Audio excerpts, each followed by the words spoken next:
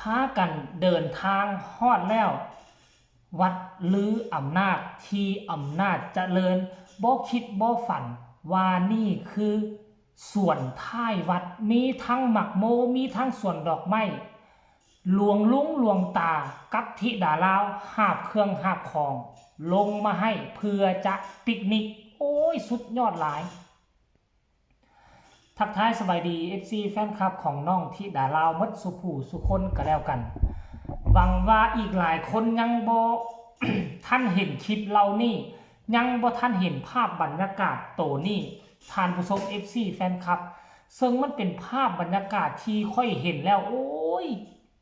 ทีแรกค่อยก็คิดว่าทั้งครอบครัวของศิวิไลพากันเดินทางกับสารคามแล้วก็เลยพากันไปซื้อฮอนดอกลูกซีนมาปิ้งอยู่ท้ายนอนนาคาเฟ่ฉันดอกเพราะว่าบรรยากาศมันเป็นแบบนั้นเด็อยู่ข้างๆคลองข้างๆหนองแล้วก็มีสวนแตงหมอกแตงโมเห็นนานผักกาดเก่าๆมีฮอดสวนตะเวนมีฮอดสวนดอกมงดอกไม้ท่านผู้ชมไผจะไปคิดว่านี่คืออยู่ในวัดทั้งทีมงานศรีวิไลบ่ได้เดินทางกลับมุ่งหน้าไปถึงอำนาจเจริญไปที่วัดลืออำนาจแล้วไปเจอกับหลวงตาเจอกับหลวงลุงเพิ่นพาลงไปเนาะเพิ่นพาลงไปเก็บหมักแตงโมสดๆปลูกจากธรรมชาติเก็บด้วยตนเองกับน้องธิดาลาวแล้วซ้ำบ่นำเพิ่นให้คนอยู่ในวัดในบ้านแหละเอาสาดมาปูเอาเตามาดังไฟให้แล้วก็ให้ทีมงานศรีวิไลไปซื้อฮอนดอกซื้อลูกซีนมานั่งปิ้งมานั่งจีแล้วก็ซ้อมห้องลำทำเพลงเอาไว้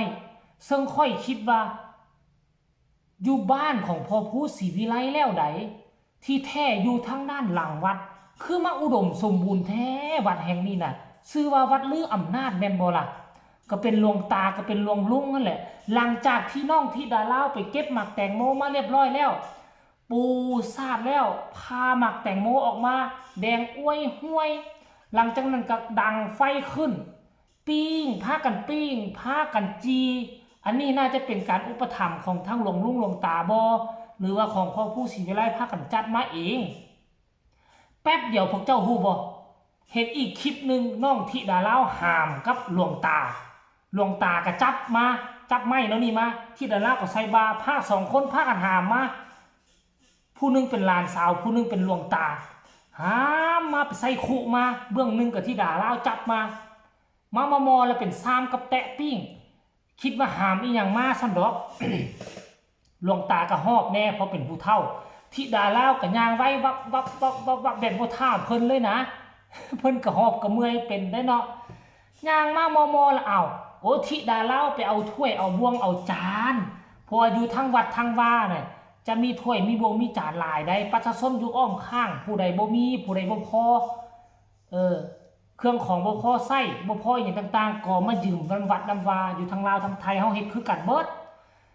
ธิดาลาวก็ไปเอาถ้วยเอาบ่วงเอาจานในเมื่อมีแล้วของกินน่ะฮอนดอกลูกซีนมีแล้วหมักโมก็มีแล้วยังเหลือแต่ถ้วยบวงจานซามเป็นหน้าที่ของธิดาลาวไปเอาแล้วเพิ่นเอามาบ่แพ้หลวงตาหามาช่วยโอ้ยท่านผู้ชมเว้ยตั้งแต่เกิดมาน่ะบ่เคยเห็นนักห้องหมอลำคนใด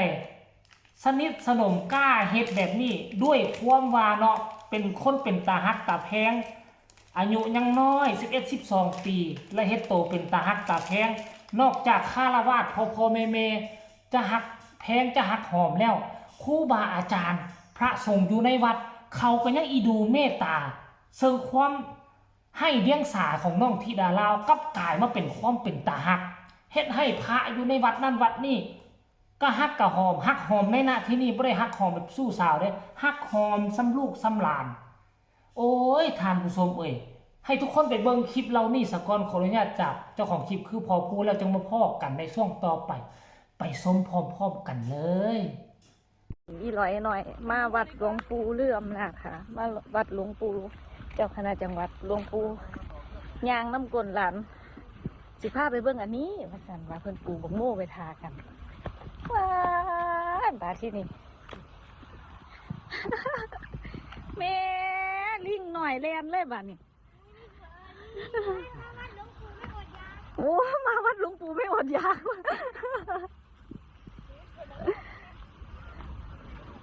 มาดอ๋อที่เอากระถางงุมไว้นี่คืองุมบักโมไม่ให้กามากินแม่ดูสิหนูจะปิดให้ดูนะลูกใหญ่มากเกี่ยวกับเพื่อนเลย คือคักลอยลอย ได้ยังมาอีกเนอบาดนี้เนาะอีร้อยเนาะ ดีนะแต่ว่ามันของหลักขนาดนั้น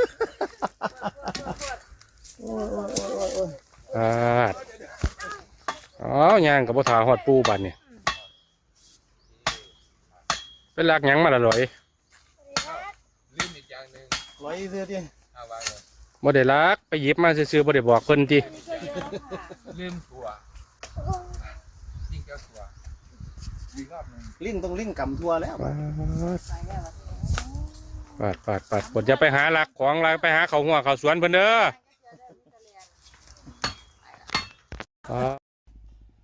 เห็นบ่ทุกคนพวกเจ้าเบิ่งแล้วพวกเจ้าฮู้สึกเป็นแนวใดค่อยเบิ่งแล้วค่อยก็ฮู้สึกมีหอยยิ้มไปนำเบิ่งแม่ขนาดพระทรงองค์เขาเจ้าเขาก็ยังอีดูสงสารแล้วก็เมตตาน้องที่ดาลาวขนาดนี้สวยน้องคนถ้วยคนบวงออกจากสางมาให้ฮอด